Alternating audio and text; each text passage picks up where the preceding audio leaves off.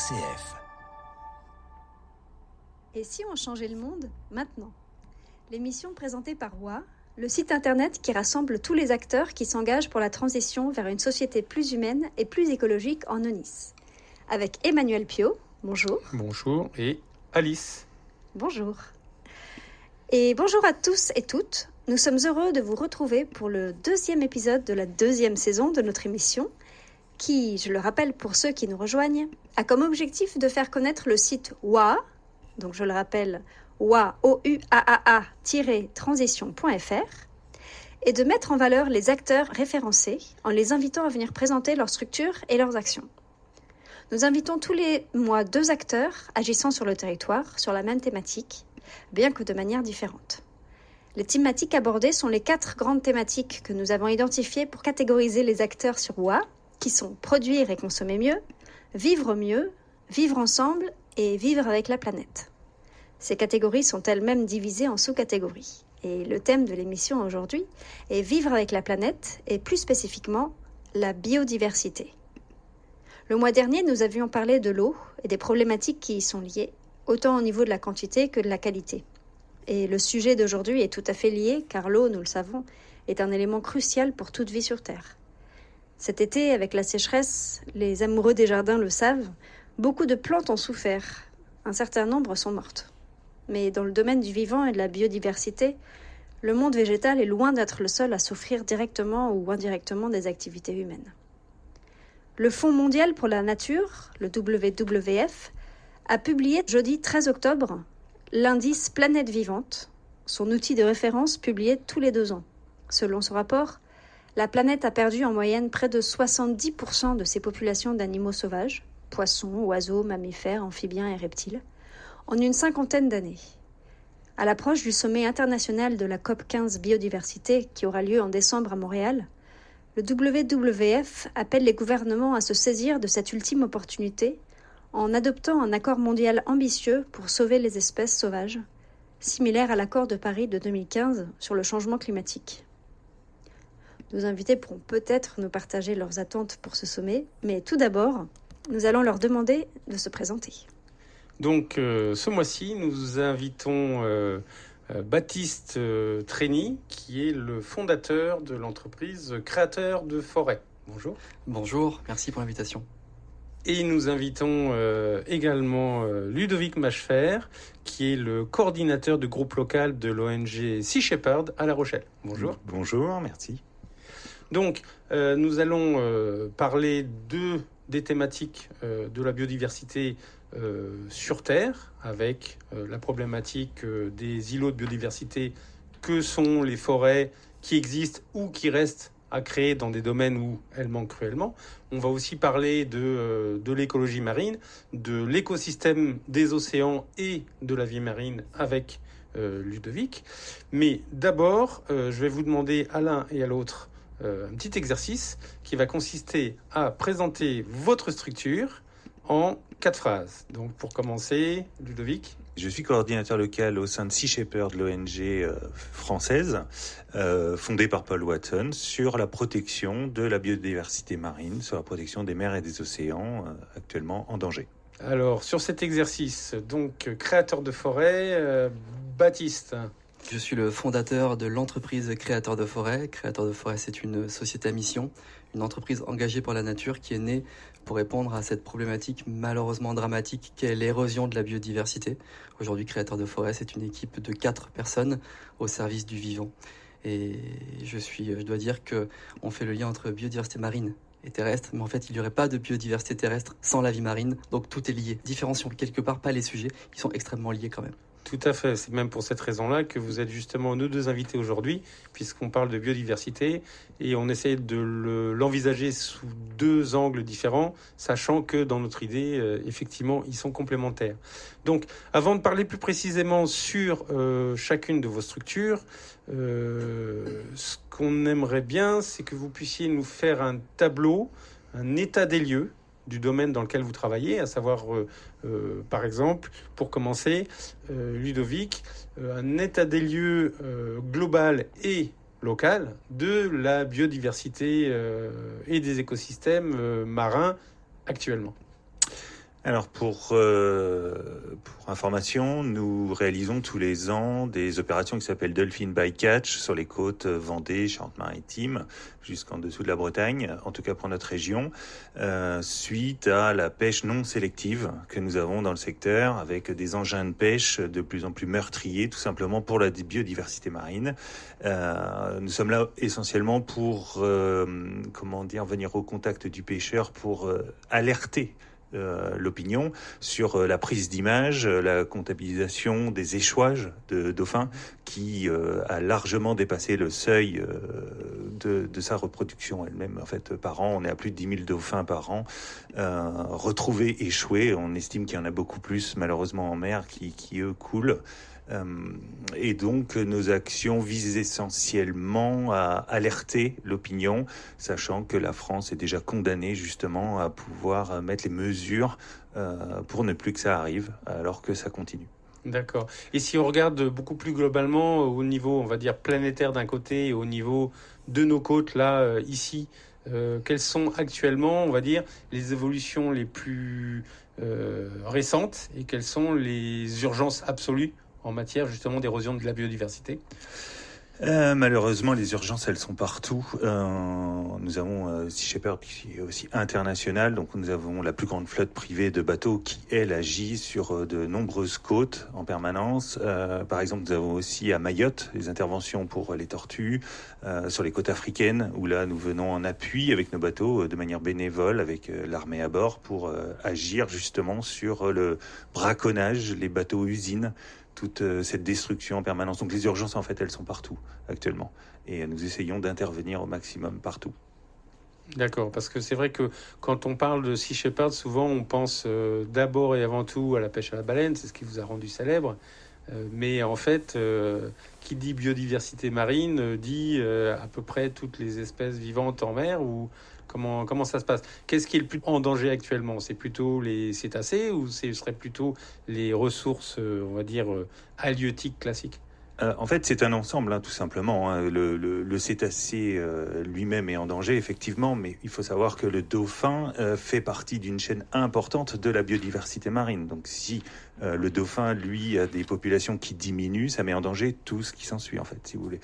Nous, on intervient effectivement sur tout ce qui est cétacés et poissons, mais nous intervenons aussi lors de nos campagnes Dolphin Bycatch sur ce qui va être échouage, que ce soit des mouettes, des goélands, tout ça. Tout est répertorié, envoyer des instituts qui, eux, ont un suivi particulier là-dessus. Mais nous intervenons partout et nous essayons d'alerter au maximum parce que, encore cette année, nous avons eu plusieurs missions qui devraient alerter tout le monde sur le fait de cétacés qui rentrent dans la Seine, par exemple, ou des échouages de plus en plus nombreux. Il y a peu de temps, 3 consécutifs au niveau de la Bretagne, dont un où nous avons tenté de le remettre à l'eau. Nous l'avons suivi en mer. Malheureusement, il s'est échoué quelques jours après. Donc, en fait, c'est un ensemble. Nous sommes aussi sur tout ce qui est construction des parcs éoliens, qui crée justement toutes ces perturbations sonores pour l'équilibre marin, la destruction, la non mise en place de mesures compensatoires de la destruction justement de ces zones protégées, en fait, tout simplement. Donc voilà. Baptiste, concernant la biodiversité à terre, dans le domaine qui vous intéresse, à savoir le domaine, on va dire, des écosystèmes liés à la forêt.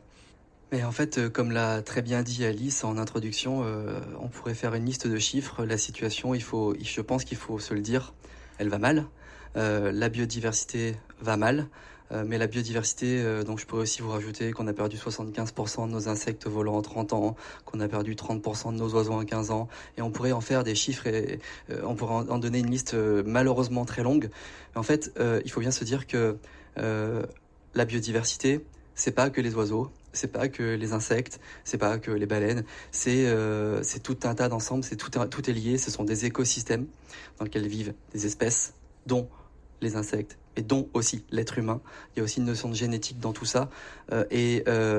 Aujourd'hui, on continue à bétonner, à artificialiser nos sols. L'équivalent de 65 000 hectares par an sont artificialisés tous les ans en France, qui correspond à un département tous les 10 ans. Et on surexploite nos ressources naturelles, on pollue, tout un tas de pollutions chimiques, lumineuses, sonores. Le climat se dérègle trop vite pour la biodiversité, qui donc ça contribue aussi à l'érosion de la biodiversité.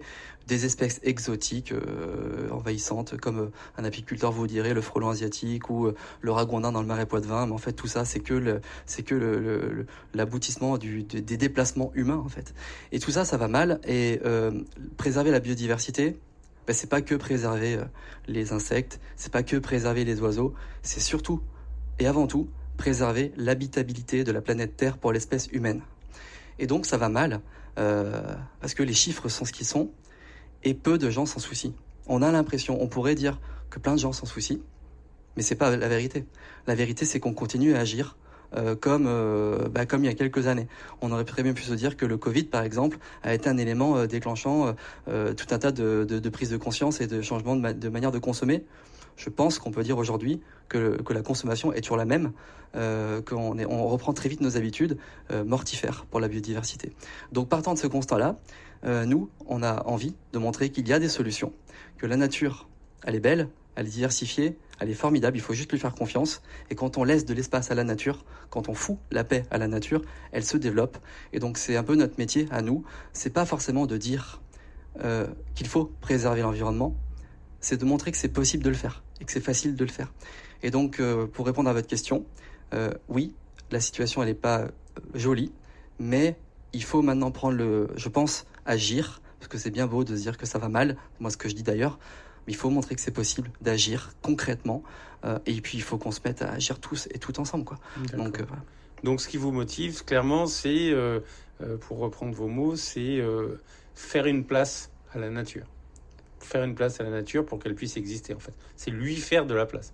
Oui. C'est ce qui vous motive. C'est ce qui motive votre action, l'action de créateur de forêt. C'est reconsidérer le vivant dont nous sommes, nous, l'être humain inclus dans le vivant, dans les écosystèmes dans lesquels il y a tout un tas de vivants en interaction. Reconsidérer ce vivant, c'est grâce à la biodiversité aujourd'hui que l'on mange, que l'on s'habille, que l'on est en bonne santé, que l'on s'inspire, oui, c'est grâce à via notre initiative, c'est d'essayer de fédérer un maximum de gens, de les sensibiliser pour les faire agir, si possible dans la bonne humeur, en essayant d'inspirer un peu les gens. Mais oui, c'est notre idée, nous, c'est d'agir très concrètement. On pourra parler de nos projets, on fait des projets de biodiversité qui sortent de terre, on en a autour de La Rochelle, mais surtout notre impact et ce que l'on souhaite, c'est comme un peu Sea Shepherd finalement, c'est d'aider et de sensibiliser les gens à ce que tout le monde agisse maintenant, quoi. Alors justement, est-ce que vous pouvez nous en dire un peu plus sur vos projets et notamment les projets que vous faites ici dans l'ONIS, vos actions précises, concrètes où est-ce que ça vous mène, les résultats ? Comment concrètement on fait de la place à la nature en réunissant les gens pour le faire ? Exactement. Concrètement, je pense que c'est pas très compliqué de le faire. On a donc nous, créateurs de forêt, en fait, on agit comme un promoteur de biodiversité. Finalement, notre métier, c'est promoteur de biodiversité. Et là, on a concrètement 2 projets dans la région. Donc un sur Landrais, pas trop loin de Surgères, un autre sur Périgny, dans la banlieue, à côté de La Rochelle. Et en fait, on trouve des terrains qui appartiennent donc soit à Périgny, soit à Landrais, que l'on bloque. Alors des terrains où notre intervention est utile. Et ça, je trouve que c'est important de le dire, parce que bien sûr que nous, notre métier, c'est quelque part de planter des arbres. Mais quand on parle de biodiversité dans son ensemble et des écosystèmes, il y a des endroits où planter des arbres pourrait même contribuer à déstabiliser les écosystèmes en place. Donc on cherche des terrains où notre intervention va améliorer la qualité de l'écosystème. Donc planter des arbres et des arbustes, c'est bien, mais pas partout. C'est important de bien choisir des endroits. On agrade les écosystèmes. Agrader, c'est le contraire de dégrader. On améliore la qualité des écosystèmes via notre intervention.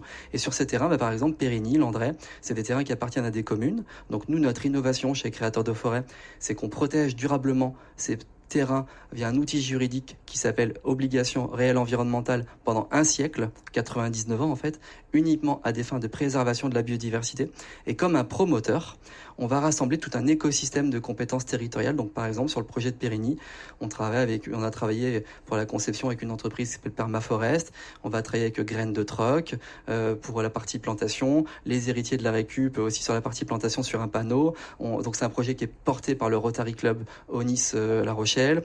On a travaillé sur nos matières, par exemple sur les tuteurs avec la matière. Donc notre métier, c'est de rassembler tous ces métiers-là et de faire sortir de terre un projet de biodiversité. Et ensuite, il est financé par des entreprises et des particuliers. Mais Je pourrais vous en parler tout à l'heure si vous voulez. Et donc, si vous voulez en savoir plus sur tous ces acteurs, je vous invite à aller voir sur WA, parce que ces acteurs sont également inscrits sur WA. Tout à fait. Et alors, concernant donc Sea Shepherd, concrètement, Sea Shepherd, chez nous, comment ça se passe? Qu'est-ce que vous faites? À quel niveau vous intervenez? Et comment vous y prenez? Alors, à part donc les missions qui sont, elles, en mer, sur Dolphin by Catch, comme je disais tout à l'heure, pour sensibiliser l'opinion, nous réalisons régulièrement des stands sur concerts, sur fêtes de la musique, des choses comme ça, où nous sommes présents, on peut venir nous rencontrer. On est là et pour sensibiliser, alerter, prévenir. On est là aussi pour faire de la vente de merchandising, tout simplement parce que nous sommes 100% indépendants. Nous fonctionnons qu'avec des bénévoles. Et depuis 1 an et demi, maintenant, nous avons relancé la filiale Sea Shepherd Kids qui, elle, intervient pour la sensibilisation dès le plus jeune âge, c'est-à-dire petite section. Hein. On a des ateliers fabriqués, puzzles, peluches, des choses comme ça, qui nous permettent en fait d'aller au plus jeune âge, on va dire, sensibiliser les personnes, les enfants qui seront l'avenir en fait, et qui pourront peut-être passer le mot au prochain et à leurs parents aussi. Donc là, toutes nos interventions sont totalement gratuites. C'est les lycées, les écoles qui nous contactent en fait via Sea Shepherd France, tout simplement, le site internet. Et toutes les demandes sont regroupées en fonction du groupe local qui gère le département. Voilà, pour ces interventions-là. D'accord. Je me rappelle d'avoir déjà vu un certain nombre de vos membres exposer, par exemple, des dauphins dans la rue pour expliquer aux gens que voilà, la pêche telle qu'on la pratique actuellement tue des dauphins. Est-ce que vous pouvez nous resynthétiser, nous expliquer en grandes lignes cette campagne de Dolphin by Catch pour que les gens qui n'ont jamais entendu parler sachent de quoi il s'agit? Alors, Dolphin by Catch, si vous voulez un peu commencer sur le fait que ce qui se passe en mer reste en mer, malheureusement, beaucoup de personnes vont acheter leurs poissons sans voir que pour un poisson acheté, 5 sont tués, tout simplement. Sans voir que cette pêche est non sélective par des engins de pêche qui pêchent avec des kilomètres de filets sur des méthodes de pêche qui sont juste ramasser, curer le fond et détruire toutes les espèces à côté parce que, admettons, sur 5 tonnes pêchées, une seule va être gardée, le reste va être rejeté. Tous les cétacés qui vont en payer le prix, surtout les dauphins. Après, nous avons juste les moyens d'être au contact du pêcheur, c'est-à-dire à côté, en fait, pour la prise d'image, pour la sensibilisation des personnes, puisque les personnes ne le voient pas, en fait, ce qu'il se passe quand ils vont acheter leur poisson. Et l'objet de sensibiliser les personnes en présentant le dauphin, pour vous dire, la première réaction qu'on a des personnes, c'est qu'ils découvrent en fait qu'on a des dauphins le long de nos côtes. En fait, ils ne sont même pas au courant. Pour eux, c'est juste l'image de Flipper le dauphin, mais ils ne savent même pas qu'à quelques kilomètres d'eux, des bancs complets de dauphins sont là pour se nourrir, pour migrer. Et donc, nous sensibilisons aussi sur place, comme ça, en présentant malheureusement les cadavres que nous ramassons, repêchons. C'est-à-dire qu'en fait, nous, terriens, même si on vit au bord de la mer, la plupart du temps, on sait pas, en gros, on ne sait pas ce qui se passe dès qu'on a quitté le rivage, en fait. On ne connaît pas notre mer, en fait. Bon, c'est un peu ça. Disons que voilà, si vous allez vous promener le long d'une plage, vous regardez la mer jusqu'où où vous pouvez, et puis ensuite, vous ne voyez pas ce qui se passe plus loin, quoi. Et donc vous, au sein de Sea Shepherd, vous êtes essentiellement des bénévoles ou est-ce qu'il y a des salariés aussi? Non, il y a, je n'ai pas le nombre exact, un salarié ou deux, tout simplement pour ce qu'on appelle le chargé de mission. Donc la personne qui va, elle, déclencher la mission, avoir les autorisations, et regrouper les bénévoles capables d'intervenir sur ces missions.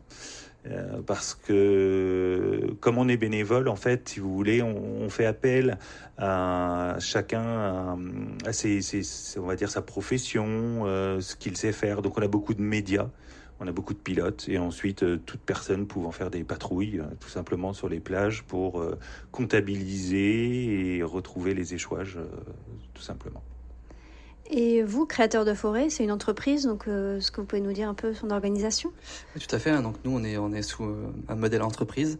On est 4 dans l'équipe et notre modèle, il est assez simple. On fait financer ces projets de biodiversité par mètre carré. Et notre modèle, on va alimenter notre entreprise en faisant parrainer ces mètres carrés. Alors je donne un exemple, on a des coûts de revient, je ne sais pas si je peux en parler, par exemple, mais nous, un mètre carré va nous revenir quelque part à 3 € le mètre carré, et on fait parrainer ces mètres carrés à hauteur de 5 €. Et la différence entre 5 et 3, c'est comme ça que nous, on arrive à alimenter notre personne morale qu'on a fait naître, cette entreprise. Donc on est organisé, on est 4 dans cette entreprise, donc Élise Girard et moi-même qui sommes associés dans l'entreprise. Puis on a 2 salariés maintenant. Voilà, une équipe de 4 au service du vivant. Puis on porte 8 projets maintenant sur 5 départements. Et voilà, on essaie de se développer à notre petit niveau, mais...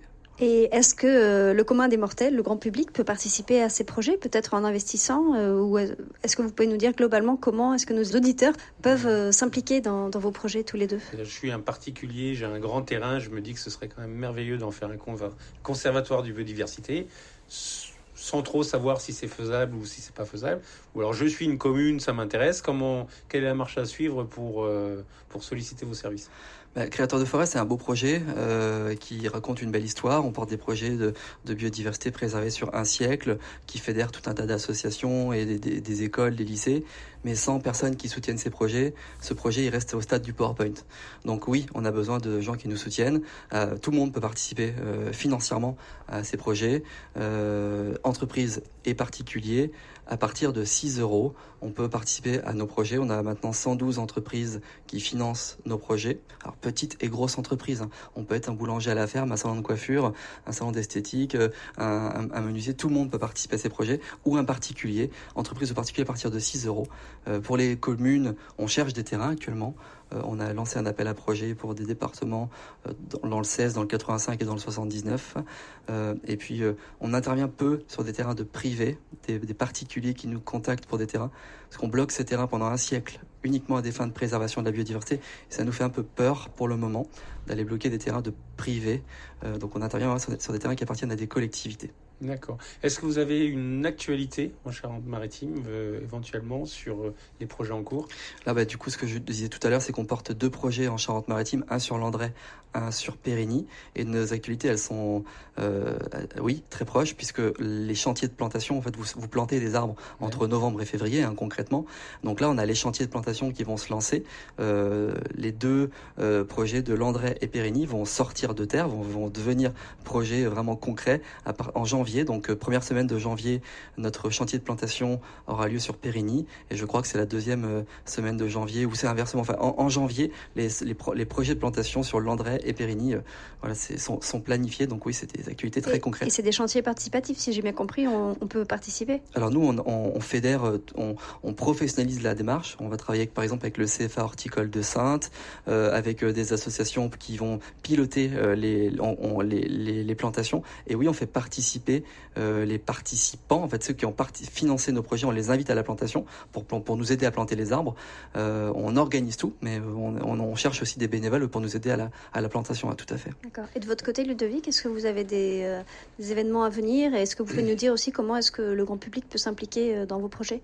Alors nous, les événements, ils sont tout le long de l'année. Tout simplement, sur chaque stand qui va être mis en place, vous allez les retrouver en fait sur notre page Facebook, groupe local La Rochelle Sea Shepherd, Instagram, et les actualités un peu plus générales au niveau de la France sur notre site ou Facebook seashepherdfrance.fr. Et chaque événement sera indiqué avant avec tout ce qui est bon à savoir. Merci à tous les deux d'être venus nous présenter vos structures. Donc, je rappelle, nous avions Baptiste Trény, le fondateur de Créateurs de forêt. Merci. Merci. Et Ludovic Machefer, le coordinateur de Sea Shepherd. Merci beaucoup. Merci. Donc, si vous voulez en savoir plus sur ces 2 acteurs, je vous invite à aller retrouver leurs fiches sur notre site wa-transition.fr. Vous pouvez réécouter cette émission qui sera rediffusée le 6 novembre ou l'écouter en podcast sur le site rcf.fr.